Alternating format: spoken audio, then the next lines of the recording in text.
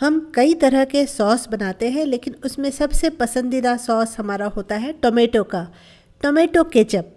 और ये बनाना भी बहुत आसान है और इस समय मार्केट में बहुत अच्छी टमाटर मिलती भी है। और जब हम घर में टोमेटो केचप बनाते हैं तो हम इसमें कोई प्रिजर्वेटिव ऐड नहीं करते।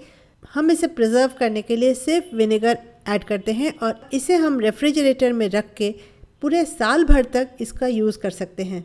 तो चलिए आज हम झटपट देख लेते हैं टोमेटो केचप की रेसिपी, जो बनाना बहुत ही आसान है। मैं Nutan Dutt, welcome back to my channel delicious खाना झटपट बनाना। इसके लिए हमने लिया 2.1 kg टोमेटो, मतलब 2 किलो 100 ग्राम टोमेटो। इसे हमने रफली चॉप कर लिया है और उसके साथ हम लेंगे 2 प्याज, 10 से 12 कलियां लहसुन की और 3/4 इंच अदरक का टुकड़ा। अगर आप इसमें से प्याज, अदरक या लहसुन कोई चीज़ ना खाते हो तो उसे आप छोड़ सकते हैं या पूरा तीनों को भी छोड़ सकते हैं।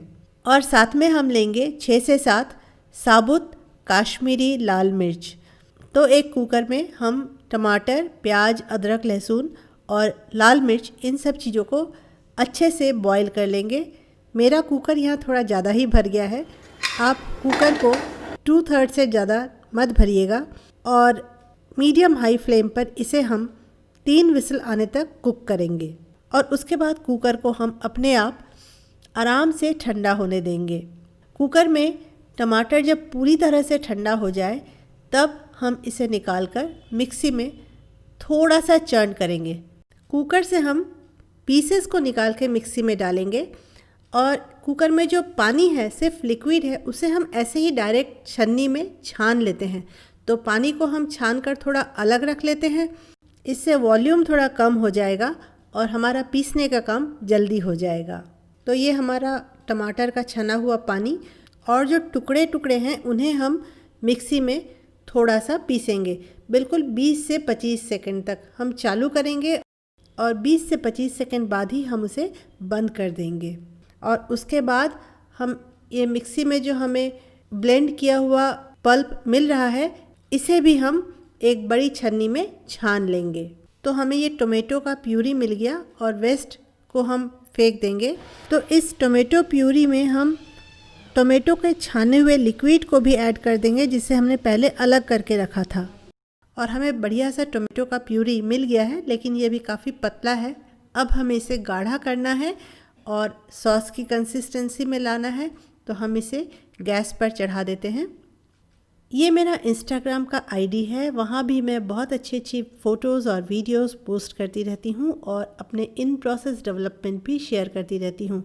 तो आप कभी मेरा इंस्टाग्राम प्रोफाइल भी ज़रूर विज़िट कीजिएगा।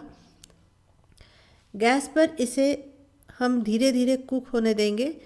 तो पहले हम इसे 15 से 20 मिनट तक हाई फ्लेम पे कुक होने देंगे, लेकिन हम पूरा ध्यान रखेंगे, यहीं पे खड़े रहेंगे और बीच बीच में हम चलाते रहेंगे।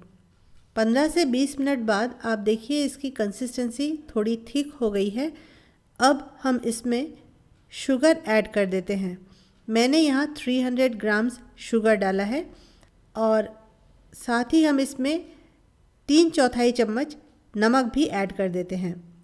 वैसे हमने होल काश्मीरी रेड चिली पहले ही ऐड की थी, लेकिन अगर आपको कलर थोड़ा सा फीका लगता हो तो आप थोड़ी सी काश्मीरी लाल मिर्च यहाँ और भी ऐड कर सकते हैं। और इसे अब हम कॉन्स्टेंटली चलाते हुए मीडियम फ्लेम पे और 5 से 6 मिनट तक कुक करेंगे।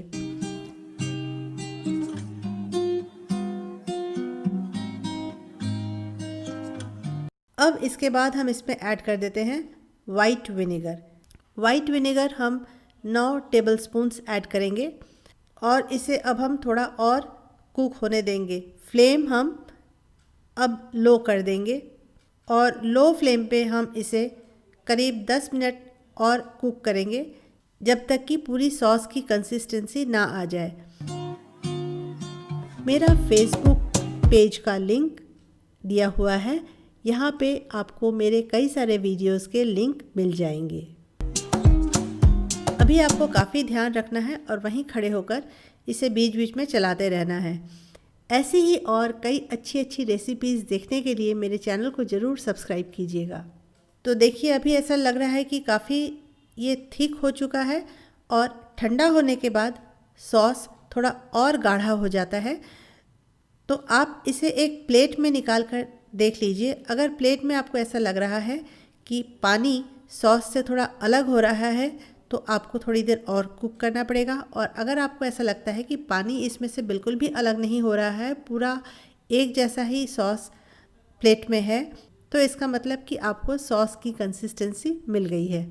तो इसे अब हम बंद कर देते हैं और इसे स्टोर करने के लिए बॉटल को हमें काफ़ी अच्छे से स्टरलाइज़ करना है। हमने अच्छे से धोकर बॉटल को धूप में बहुत अच्छे से सुखा कर रखा है। आप चाहें तो बॉटल को गर्म पानी में उबालकर उस बॉटल में भी आप इसे स्टोर कर सकते हैं, अगर आपका बॉटल हीट रेजिस्टेंट है तो।